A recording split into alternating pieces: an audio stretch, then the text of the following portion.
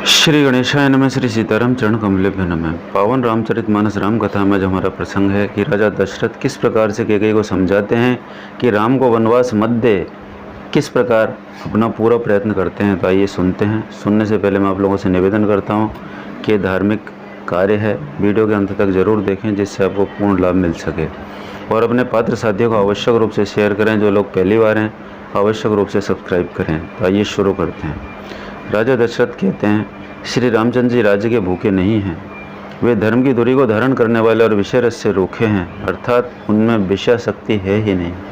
इसलिए तुम यह शंका न करो कि श्री राम जी वन न गए तो भरत के राज्य में विघ्न करेंगे। इतने पर भी न माने तो तुम राजा से दूसरा ऐसा वर ले लो कि श्री राम घर छोड़कर गुरु के घर रहें।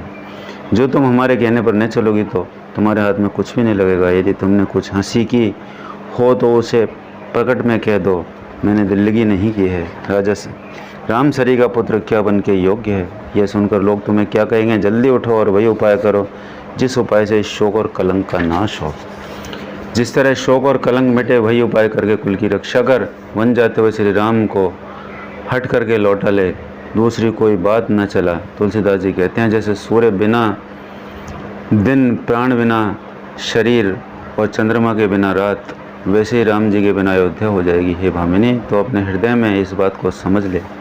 इस प्रकार सखियों ने ऐसी सीख दी जो सुनने में मीठी और परिणाम में हितकारी थी, पर कुटिला कुबरी की सिखाई पढ़ाई हुई कैकेयी ने इस पर जरा भी कान नहीं दिया। कैकेयी कोई उत्तर नहीं देती, वह दूसरे क्रोध के मारे रूखी हो रही है। ऐसी देखती है मानो भूखी बागिन हरनियों को देख रही हो। तब सखियों ने रोगों को असाध्य समझकर उसे छोड़ दिया। सब उसको मंदबुद्धि अभागिनी कहती हुई चल दी। राज्य करते हुए इस कैकेयी को देव ने नष्ट कर दिया।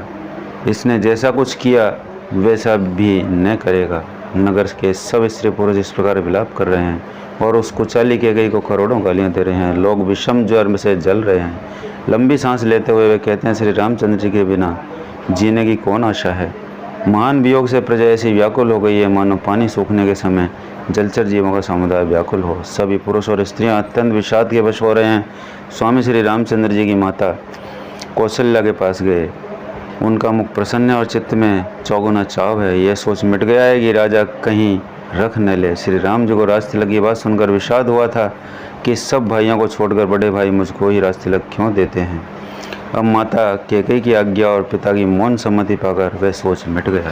श्री रामचंद्र जी का मन नए पकड़े हुए हाथी के समान राज तिलक उस हाथी को बांधने की कांटेदार लोहे की बेड़ी के समान है। वन जाना है यह सुनकर अपने को बंधन से छूटा हुआ जानकर उनके हृदय में आनंद बढ़ गया। रघुकुल तिलक श्री राम ने दोनों हाथ जोड़कर आनंद के साथ माता के चरणों में सिर नवाया। माता ने आशीर्वाद दिया, अपने हृदय से लगा लिया और उन पर गहने तथा कपड़े न्यौछावर किए। माता बार बार श्री राम जी का मुख चूम रही है। नेत्रों में प्रेम का जल भर आया और सब अंग पुलकित हो गए। श्री राम को अपनी गोद में बैठाकर फिर हृदय से लगा लिया। सुंदर स्तन प्रेम रस दूध बहाने लगे। उनका प्रेम और महान आनंद कुछ भी नहीं कहा जाता, मानो कंगाल ने कुबेर का वध पा लिया हो।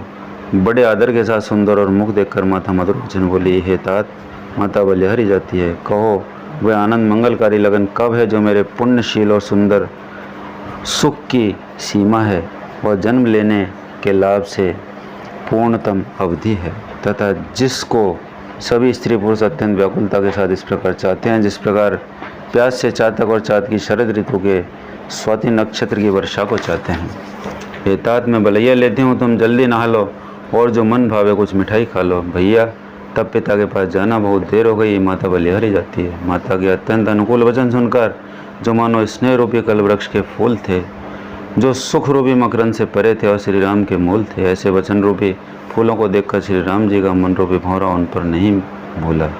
धर्म ध्रुव श्री रामचंद्र जी ने धर्म की गति को जानकर माता से अत्यंत कोमल वाणी से कहा, हे माता, पिताजी ने मुझको वन का राज्य दिया है, वहाँ सब प्रकार से मेरा बड़ा काम बनने वाला है। हे माता, तो प्रसन्न मन से मुझे आज्ञा दे जिससे मेरी वन यात्रा में आनंद मंगल हो।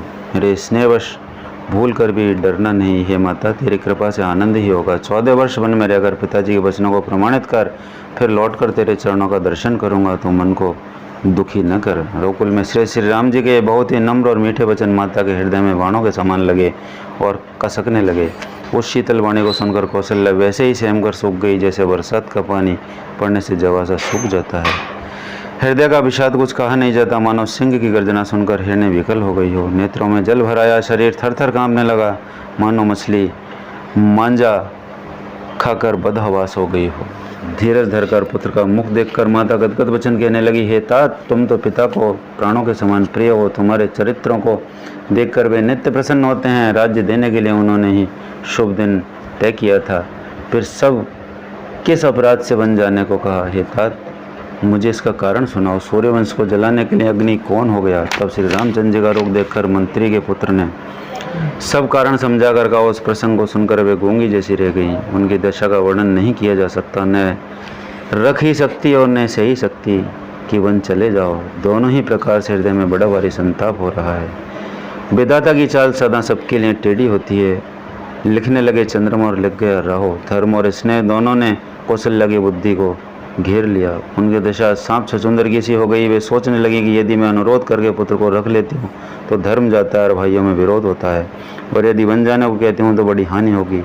इस प्रकार के धर्म संकट में पड़कर रानी विशेष रूप से सोच के वश हो गई। फिर बुद्धिमती कौशल्या जी स्त्री धर्म को समझकर तथा राम और भरत दोनों पुत्रों का प्रेम समान जानकर सरल स्वभाव वाली श्री रामचंद्र जी की माता बड़ा धीरज धरकर बोली, हे तात, मैं बलिहारी जाती हूँ। तुमने अच्छा किया। पिताजी की आज्ञा का पालन करना ही सब धर्मों का शिरोमणि धर्म है। राज्य देने को कहकर वन दे दिया, उसका मुझे लेश मात्र भी दुख नहीं। दुख तो इस बात का है, तुम्हारे बिना भरत को, महाराज को और प्रजा को बड़ा भारी क्लेश होगा। हे तात, यदि केवल पिताजी की ही आज्ञा हो तो माता को बड़ी जानकर वन को मत जाओ, किंतु यदि माता पिता दोनों ने वन जाने को कहा हो तो वन तुम्हारे लिए सैकड़ों अयोध्या के समान है। वन के देवता तुम्हारे पिता होंगे और वन देवियाँ माता होंगी।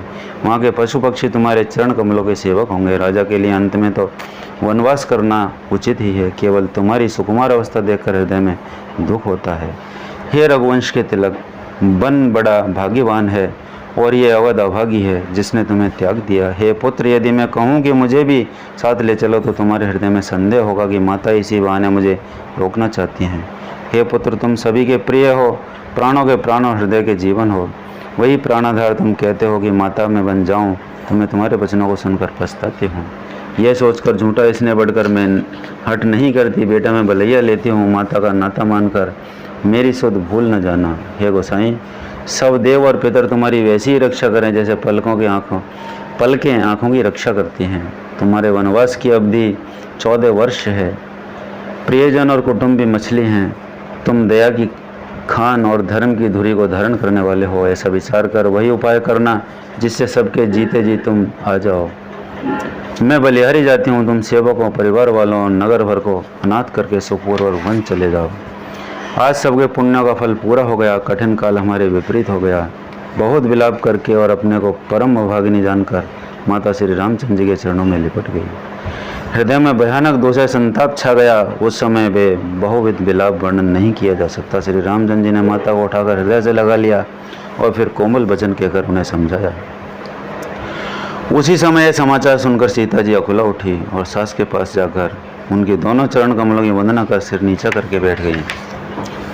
सास ने कोमल वाणी से आशीर्वाद दिया। वे सीता जी को अत्यंत सुकुमारी देखकर व्याकुल हो उठी। रूप की राशि और पति के साथ पवित्र प्रेम करने वाले सीता जी नीचा मुख किए बैठी सोच रही हैं। जीवन नाथ वन को चलना चाहते हैं। देखें किस पुण्यवान से उनका साथ होगा। शरीर और प्राण दोनों साथ जाएंगे या केवल प्राण ही से इनका साथ होगा। विधाता की करनी कुछ जानी नहीं जाती। सीता जी अपने सुंदर चरणों के नखों से धरती कुरेदती रहीं। ऐसा करते समय नूपुरों का जो मधुर शब्द हो रहा था, कभी उसका इस प्रकार वर्णन करते हैं कि मानो प्रेम के वश होकर नूपुर यह विनती कर रहे हैं कि सीता जी के चरण कभी हमारा त्याग न करें। सीता जी सुंदर नेत्रों से जल बहा रही हैं। उनकी ये दशा देखकर श्री राम जी की माता कौशल्या जी बोली, हे तात, सुनो, सीता अत्यंत ही सुकुमारी है तथा सास ससुर और कुटुंब सभी को प्यारी है। इनके पिता जनक जी राजाओं के शिरोमणि हैं। ससुर सूर्य कुल के सूर्य और पति सूर्य कुल रूपी कुमुद वन को खिलाने वाले चंद्रमा और गुण रूप के भंडार हैं। फिर मैंने रूप की राशि, सुंदर गुण और शील वाली प्यारी वधु पाई है। मैंने इन जानकी को आँखों की पुतली बनाकर इनसे प्रेम बढ़ाया है और अपने प्राण इनमें लगा रखे हैं। इन्हें कल्पलता समान मैंने बहुत तरह से लाड चाव के साथ स्नेह रूपी जल से सींच कर पाला है। अब इस लता के फूलने फलने के समय विधाता बाम हो गए हैं। कुछ जाना नहीं जाता था इसका क्या परिणाम होगा। सीता जी ने पर्यंग पृष्ठ, गोद और हिंडोले को छोड़कर कठोर पृथ्वी पर कभी पैर नहीं रखा। मैं सदा संजीवनी जड़ी के साथ समान इनकी रक्षा करने वाली रहती हूँ। वहीं सीता अब तुम्हारे साथ वन में चलना चाहती है। रघुनाथ, उसे क्या आज्ञा होती? चंद्रमा की किरणों का रस चाहने वाली चकोरी सूर्य की आँख किस तरह मिला सकती है? तो मित्रों, ये भगवान के वनवास का प्रसंग, माता कौशल्या से मिलने का भगवान श्री राम का बहुत ही प्यारा और हृदय स्पर्शी मार्मिक प्रसंग है। सुनकर आंखों में आंसू नहीं रोक पाते। आप लोगों ने सुना, पसंद आया होगा। धन्यवाद, नमस्कार।